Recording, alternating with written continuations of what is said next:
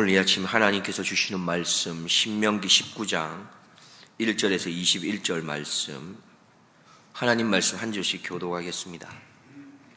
내 하나님 여호와께서 이 열국을 멸절하시고 내 하나님 여호와께서 그 땅을 내게 주심으로 네가 필경 그것을 얻고 그들의 각 성읍과 각 가옥에 거할 때에 네 하나님 여호와께서 내게 기업으로 주신 땅 가운데서 새 성읍을 너를 위하여 구별하고 네 하나님 여호와께서 내게 유업으로 주시는 땅의 전체를 삼구로 분하여 그 도로를 닦고 무릇 살인자를 그 성읍으로 도피케 하라. 살인자가 그리로 도피하여 살만한 경위는 이러하니 곧 누구든지 본래 혐언이 없이 부지 중에 그 이웃을 죽인 일, 가령 사람이 그 이웃과 함께 벌목하러 삼림에 들어가서 손에 도끼를 들고 벌목하려고 찍을 때에 도끼가 자루에서 빠져 그 이웃을 맞춰 그로 죽게 함 같은 것이라. 이런 사람은 그 성읍 중 하나로 도피하여 생명을 보존할 것이니라. 그 사람이 그에게 본래 혐언이 없으니 죽이기에 합당치 아니하나 두렵건대 보수자의 마음이 뜨거워서 살인자를 따르는데 그 가는 길이 멀면 그를 따라 미쳐서 죽일까 하노라. 그러므로 내가 네게 명하기를 새 성읍을 너를 위하여 구별하라 하노라. 네 하나님 여호와께서 네 열조에게 맹세하신 대로 네 지경을 넓혀 네 열조에게 주리라고 말씀하신 땅을 다 내게 주실 때 또 네가 나의 오늘날 네게 명하는 이 모든 명령을 지켜 행하여 네 하나님 여호와를 사랑하고 항상 그 길로 행할 때에는 이 셋 외에 새 성읍을 더하여 네 하나님 여호와께서 네게 기업으로 주시는 땅에서 무죄한 피를 흘림이 없게 하라. 이같이 하면 그 피가 네게로 돌아가지 아니하리라. 그러나 만일 사람이 그 이웃을 미워하여 엎드려 그를 기다리다가 일어나 쳐서 그 생명을 상하여 죽게 하고 이 한 성읍으로 도피하거든 그 본 성읍 장로들이 사람을 보내어 그를 거기서 잡아다가 보수자의 손에 넘겨 죽이게 할 것이라. 네 눈이 그를 긍휼히 보지 말고 무죄한 피 흘린 죄를 이스라엘에서 제하라. 그리하면 내게 복이 있으리라. 네 하나님 여호와께서 내게 주어 얻게 하시는 땅 곧 내 기업된 소유의 땅에서 선인의 정한 내 이웃의 경계표를 이동하지 말지니라. 사람이 아무 악이든지 무릇 범한 죄는 한 증인으로만 정할 것이 아니요 두 증인의 입으로나 세 증인의 입으로 그 사건을 확정할 것이며 만일 위증하는 자가 있어 아무 사람이 악을 행하였다 말함이 있으면 그 논쟁하는 양방이 같이 하나님 앞에 나아가 당시 제사장과 재판장 앞에 설 것이요 재판장은 자세히 사실하여 그 증인이 위증이라 그 형제를 거짓으로 모함한 것이 판명되거든 그가 그 형제에게 행하려고 꾀한 대로 그에게 행하여 너희 중에서 악을 제하라. 그리하면 그 남은 자들이 듣고 두려워하여 이후로부터는 이런 악을 너희 중에서 다시 행하지 아니하리라.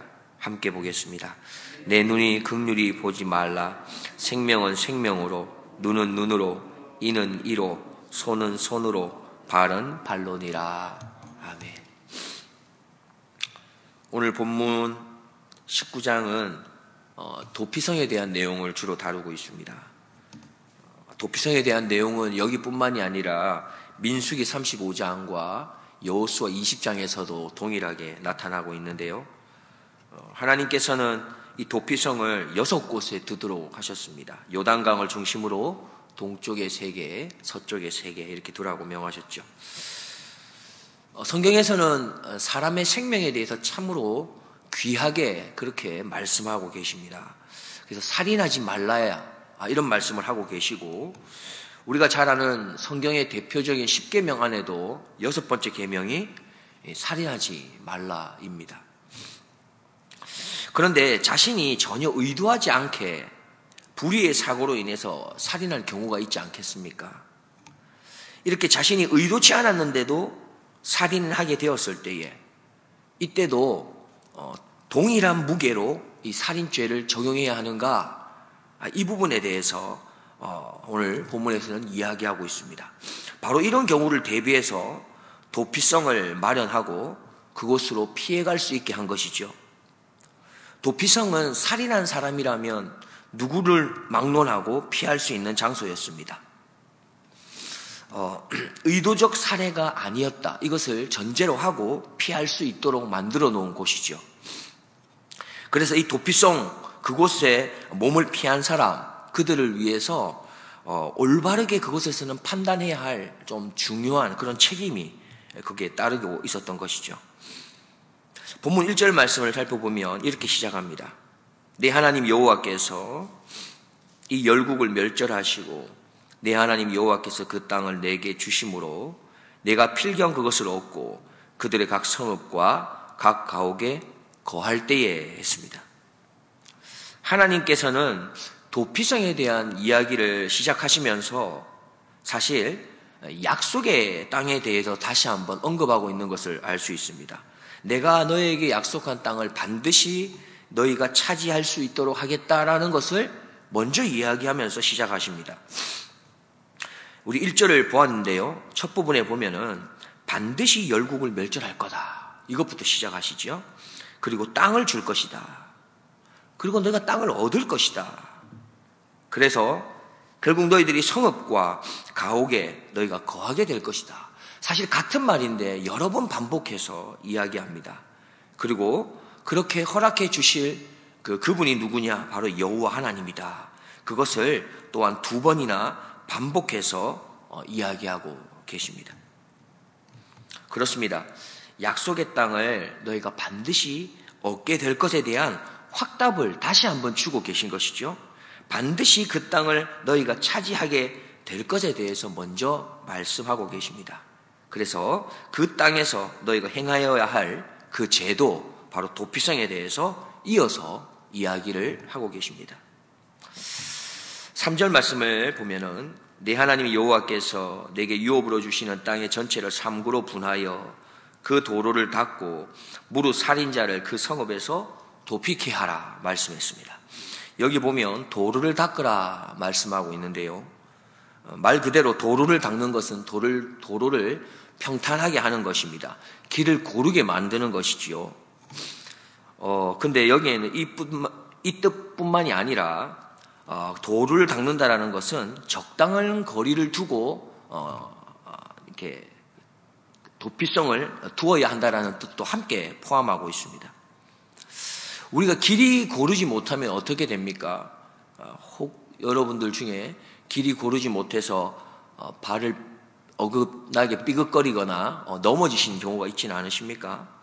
여기서 말하는 것은 부지 중에 살인을 하고 도피하게 되는데 길이 고르지 못해서 혹 넘어져서 보수자, 본문 6절에 나타나는 보수자가 있는데 이 보수자로 인해서 죽임을 당할까 하기 때문에 그렇지 않도록, 그런 위험이 없도록 길을 평평하게 해야 된다 말씀하고 있는 것입니다. 또 마찬가지로 적당한 거리를 두어야 된다는 뜻이 있다고 했는데요.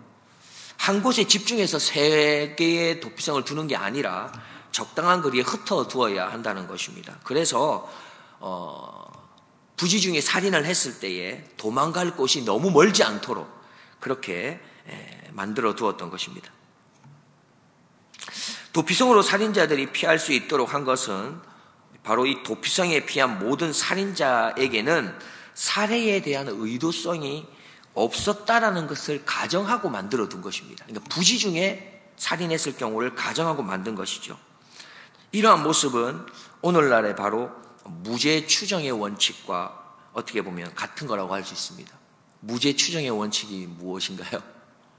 어떤 사람이든지 그 사람이 죄를 지었다라고 하는 판단이 서기 전까지는 그는 무죄다라고 하는 것을 말하는 것이죠. 그런데 여러분, 실수로 사람을 죽인 것은 괜찮은 건가요? 실수로 사람을 이렇게 해하게 되는 거는 내가 실수를 한 것이기 때문에 아무 책임이 없는 것입니까? 또 그런 건 아니지 않습니까?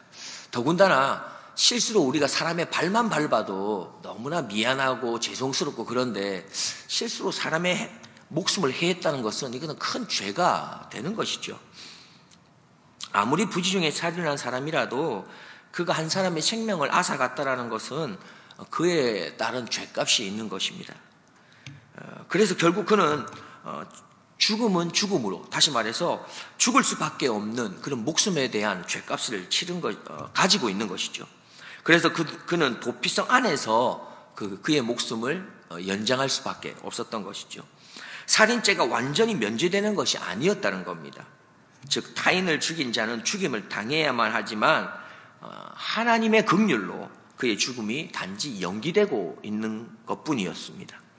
그래서 그는 죽을 때까지 죄값을 치르면서 자유를 빼앗긴 상태로 그 도피성 안에서만 살아야 했던 것입니다.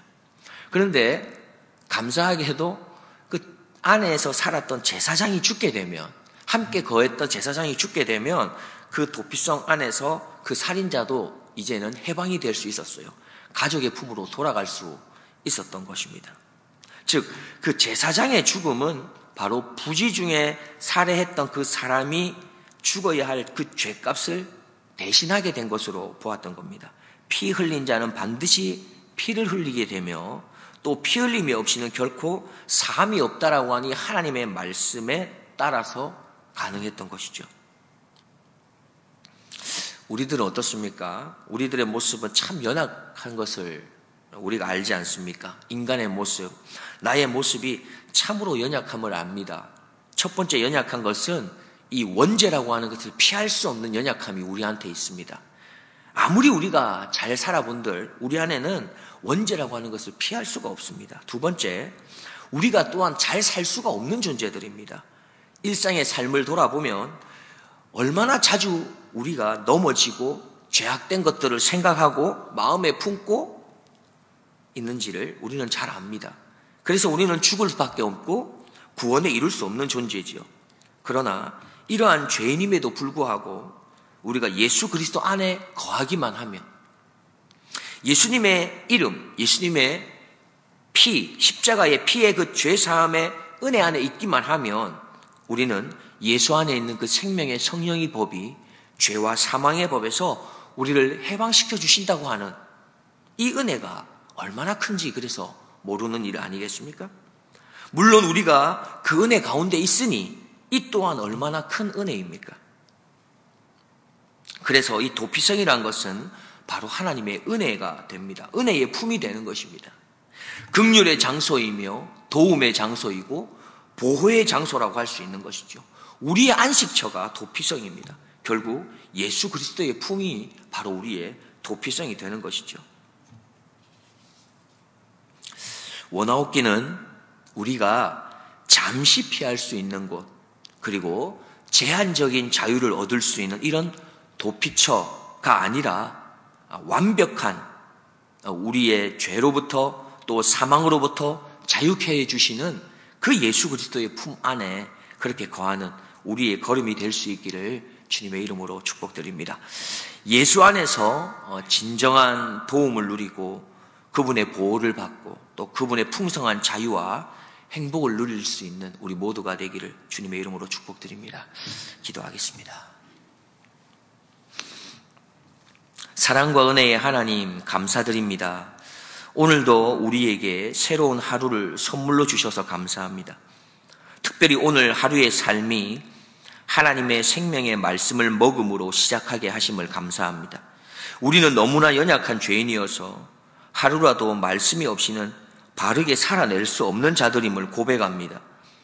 하나님, 우리는 예수님이라고 하는 주님의 품을 떠나서는 잠시라도 사단의 유혹으로부터 안전할 수 없는 세상에 살아가고 있습니다.